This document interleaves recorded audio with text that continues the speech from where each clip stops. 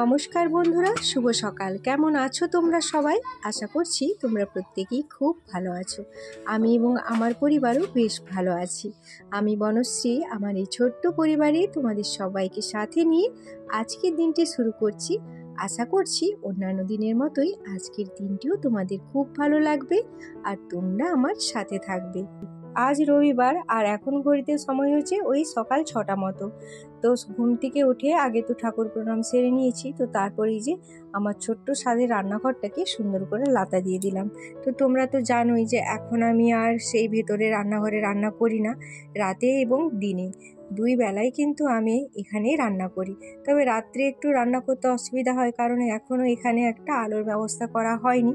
তবে তোমাদের দাদাভাইকে বলেছি, তো দেখা যাক কবে করে দেয়। তো এই যে দেখো, এখন বাইরটা ঝাঁট দিয়ে নিচ্ছি। আর যেহেতু এই জায়গাটাতে আমি রান্না করি, তো তাই এই জায়গাটা সবসময় পরিষ্কার পরিচ্ছন্ন রাখতে হয়। তো এখানটা এখন ঝাঁট দিয়ে নিচ্ছি। তো ওইদিকে তো ঝাঁট দিয়ে আমার কমপ্লিট হয়ে গেছে। আর এই যে একটু নিজের জন্য গরম জল করে নিলাম। তো এখন বসে বসে একটু গরম জলটা খাবো। গরম জল বলো আর চা বলো, এই দুটো জিনিস একটু বসে বসে সময় ধরে না খেলে একদমই ভালো লাগে না। তো তাড়াহুড়ো করে আমি সত্যিই খেতে পারি না, একটু বসে বসে আয়েস করে আমাকে খেতে হয়। তো এই যে এক গ্লাস জল নিয়ে একটু বসে পড়লাম আর একটু চুমুক দিয়ে দিয়ে এখন জলটা খেয়ে নেব। আশা করছি আজ হলেই আমাদের পাম বসানোর কাজ কমপ্লিট হয়ে যাবে। তো দেখা যাক কি হয়। তো এই দেখো বন্ধুরা, স্নান সেরে চলে এসেছি একদম ঠাকুর ঘরে পুজো করতে। তো আমার সব কিছু আমার ভোলেনাথকে স্নান করানো হয়ে গেছে আর সব কিছু রেডি করে নিয়েছি। শুধু এবার পুজোটা করব। আর সমস্ত ফটোগুলোকে সুন্দর করে ভেজা কাপড় দিয়ে মুছে নিয়েছি। তো চলো এখন ফুল দিয়ে প্রতিটা ফটোকে সুন্দর করে সাজিয়ে দিই তোমাদের সামনে আসছি। তো এই দেখো বন্ধুরা, আমার পুজো দেওয়া কমপ্লিট হয়ে গেছে। সমস্ত ঠাকুরকে সুন্দর করে সাজিয়ে নিয়েছি ফুল দিয়ে। এখানেও তাই, সমস্ত ঠাকুরকে সুন্দর করে ফুল দিয়ে সাজিয়ে নিয়েছি।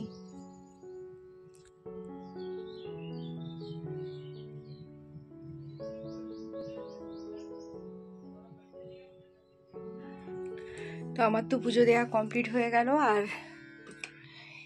এবার নিচে গিয়ে রান্না বান্না আছে, ছোলা আলুটা সেদ্ধ করতে দিয়ে এসেছি। তো গিয়ে ওটাকে পেঁয়াজ দিয়ে ছুঁকবো। তো চলো তোমরা সাথে থাকো আর ব্লগটা দেখতে থাকো। নিচে এসে মিস্ত্রিদের জন্য চা বানিয়ে নিলাম, ওরা তো পৌঁছে গেছে।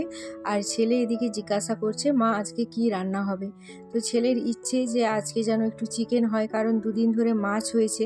তো এটাই ভাবছিল যে আজকে যেন একটু চিকেন হয়, কিন্তু আজকে তো শ্রীরামনবমী, আজকে চিকেন হবে না, আজকেও মাছ হবে। তো সেটা শুনে ছেলে একটু বিরক্তি বোধ করলো, মানে মুখটা একটু বেঁকিয়ে দিল, বললো আমাকে একটা ডিম ভাজা করে দেবে। তো আমি বললাম যে না, ডিম ভাজাও হবে না। তো সেই জন্য তার একটু রাগ হয়ে গেল। তো ওইদিকে মিস্ত্রিদেরকে চা দিয়ে এসে এখন দেখো ছেলের জন্য একটু মুড়ি বেড়ে নিচ্ছি, আর তোমাদের দাদাভাইকেও দেবো, দুজনকেই খেতে দিয়ে দেবো এখন।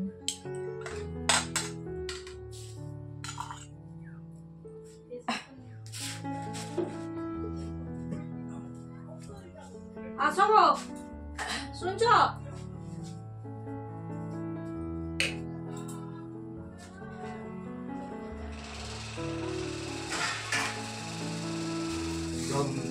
তো তোমাদের দাদাভাইকেও মুড়ি দিয়ে দিলাম খেতে। আর এদিকে আমি মিস্ত্রিদের জন্য মুড়ি রেডি করছি, কারণ সবাই খাবে বলল।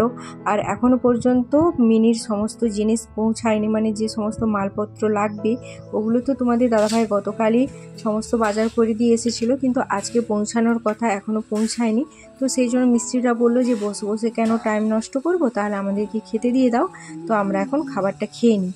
তো এই যে মুড়ি রেডি করে নিয়েছি আর এখন সবাইকে দিয়ে দেবো। আজকে 4 জন এসেছে, 4 জনই খাবে। তবে দুপুরে 6 জন খেয়েছিল, মিস্ত্রি ছিল, মেন মিস্ত্রি, আর একজন যে ড্রাইভার জিনিসপত্র বয়ে নিয়ে এসেছিলো, তো সেও ভাত খেয়েছিল। তো দুজনে মানে মোট 6 জন খেয়েছিল দুপুরবেলা ভাত। আমি তো রান্না করছি, তো ওইদিকে তো আর যেতে পারছি না। তো এখন মানে ওই যে কি বলে না, ওই হাওয়া মেশিন দিয়ে কি কম্প্রেসার করাতে হয় কি ওয়াশ করাতে হয়, তো সেটাই চলছে। আর এইদিকে আমার মাছের ঝোল রান্না হচ্ছে, আর বাকি সমস্ত রান্না আমি অফ ক্যামেরাতেই সেরে নিয়েছি। আজকে করেছিলাম আমের চাটনি, ঢেঁড়স আলু দিয়ে একটা চচ্চড়ি করেছিলাম সর্ষে বাটা দিয়ে, আর করেছি মাছের ঝোল। তো এইগুলোই ছিল আজকে রান্নাবান্না। আর হ্যাঁ, একটু শুশনি শাকের ভাজা করেছিলাম। তো সমস্ত রান্নাবান্না এখন আমি কমপ্লিট করে নিয়েছি, আর জলটাও বয়ে নিয়ে চলে এলাম। সবাইকে এবার খেতে দেবো। মিস্ত্রি তো দেরি করে খাবে, কিন্তু বাড়িতে বাবু, তারপর তোমাদের দাদাভাই, ওরা তাড়াতাড়ি খেয়ে নেয়, তো ওদেরকে খেতে দেবো। আর মিস্ত্রিদের কিন্তু খেতে অনেকটাই দেরি হয়। তো এই যে দেখো, আমার কড়াইতেই রেখে দিয়েছি মাছের ঝোলটা, কারণ ওই যে কড়াইটা মানে ঝোলটা তো অনেকটাই বেশি ছিল, জামে ধরাতো না, তো সেই কারণে। আর এই যে আমের চাটনি করেছি, আর এখানে আছে শুশনি শাকের ভাজা, আর এখানে আছে ঢেঁড়স আলু দিয়ে একটা চচ্চড়ি। তো এই হলো আমার দুপুরের আজকে রান্নাবান্না। তো রান্নাবান্না কমপ্লিট করে নিয়েছি, এবার যে যখন আসবে তাকে সেইভাবে খেতে দেবো। তো দেখো বন্ধুরা, দুপুরে রান্নাবান্না কমপ্লিট করে একটু ছাদে এলাম, আর প্রচণ্ড গরম, পুরো ঘামে পুরো ভিজিয়ে দিয়েছে। রান্নাবান্না তো সমস্ত কমপ্লিট, এবার যে যখন আসবে তখন মানে খাবে, খেতে দেব। তো কখন আসে কি জানি, আমি একটু শরীরটাকে এলিয়ে দিই। এই 3-4 দিন তো একদমই নিজের দিকে তাকানোর সময় পর্যন্ত পাইনি। তো ওই সকালে স্নান করে এসে যে একটু মাথাটা আঁচড়ে ওই একটু সিঁদুরটা পরে নিই, ব্যাস, ওতেই সারা দিন সারা রাত কেটে যায় আমার। এখন একটু ফোনের কাজ আছে, ফোনের কাজগুলো সারি, এবার যে যখন আসবে তখন খেতে দেবো। চল, এখনের মতো টাটা, আবার দেখা হচ্ছে। তো এই যে দেখো, মোটর তো এখন ফিটিংস হয়ে গেছে, আর এখন এই যে নিচে নামাবে, আর তার আগে একটু পুজো করে নিচ্ছে। তো বাবুকে দিয়ে করালো তোমাদের দাদাভাই যে ওই করুক, কারণ প্রথম দিন বাবুই করেছিল সব কিছু। তো আজকেও বাবুকে দিয়ে সমস্ত কিছু করানো হচ্ছে।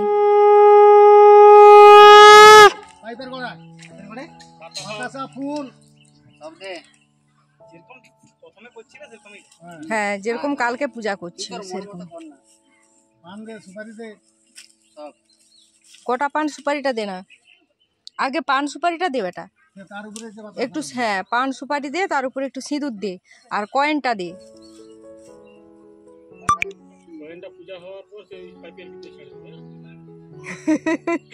ওটাই দিতে হয়। ও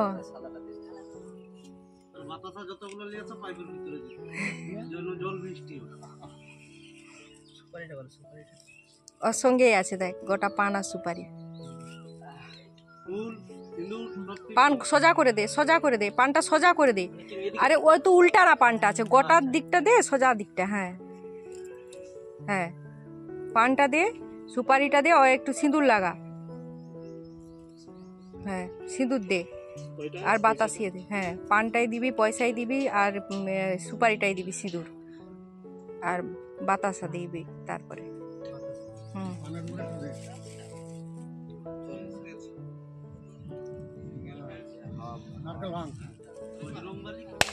হ্যাঁ, এই তো বাহ, মাছ ধরে হাতটা ভিতরে ঢুকে গেল। ঠিক আছে, রেখে দে। প্লাস্টিকের এটা রেখে দে। ওটা, হ্যাঁ, ওটা এখন রাখ। নারকেলটা প্লাস্টিকের এটা রেখে দে। ঝুড়িটাই রেখে দে। হ্যাঁ, হ্যাঁ, মনে মনে বলবি আমি জল কিনে লই। এই তো যা বলছে মনে মনে করে পুরো দিন।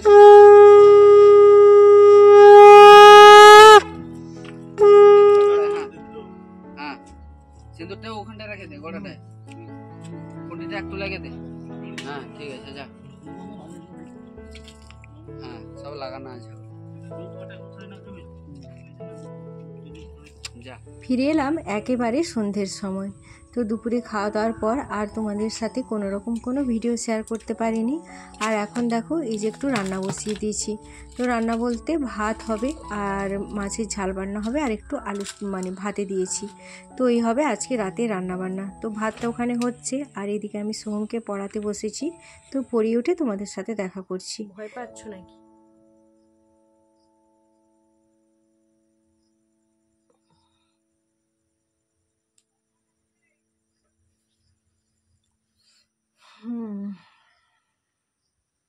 তো চলো, এটা ধুয়ে নিয়ে তারপর তোমাদের সামনে আসছি।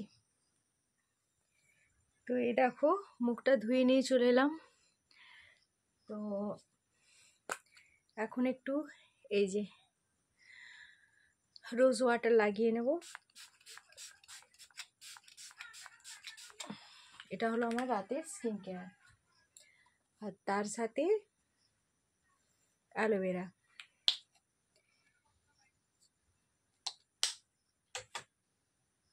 তো এটাই হলো আমার নাইট ক্রিম।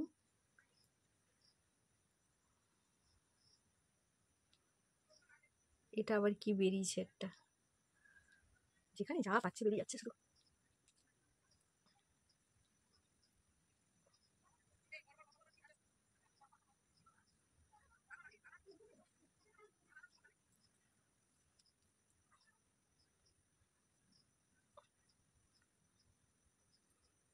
তো ফ্যানটা চালালে এটা কিন্তু ভালোভাবে স্কিনের সাথে অ্যাবজর্ব হয়ে যাবে। অনেকটাই হয়ে গেছে, তো চলো। তো যেটা দেখানোর বা যেটা বলার যে বিষ্ণুপুরে গিয়ে কি কিনলাম, এত কিছু দেখলাম, কিছু না কিছু তো একটা কিনে নিয়ে আসতে হবে, তাই না? তো তার জন্য চলো। এই যে দেখো, কাপ প্লেটের সেট।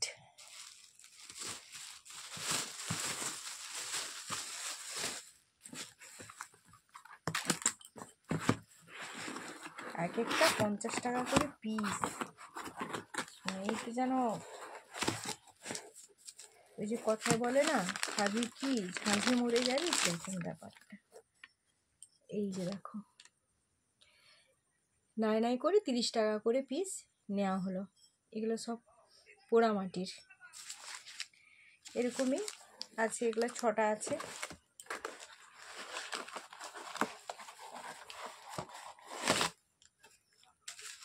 ছটা আছে এখানে।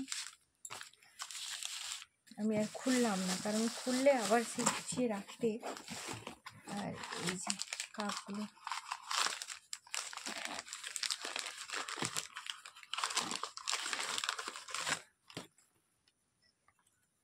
আমার খুব পছন্দ হয়েছে কাপগুলো। তো তোমাদের কেমন লাগলো অবশ্যই কমেন্ট করে জানিও।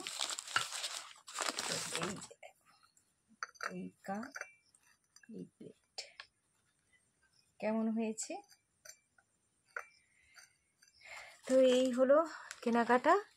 তারপরে যে তোমাদের দাদা ভাই এই গামছাটা নিয়েছি, কিন্তু গামছাটা খুব সফট, সত্যি বাঁকুড়ার গামছা যে সত্যি ভালো, ভীষণ সুন্দর।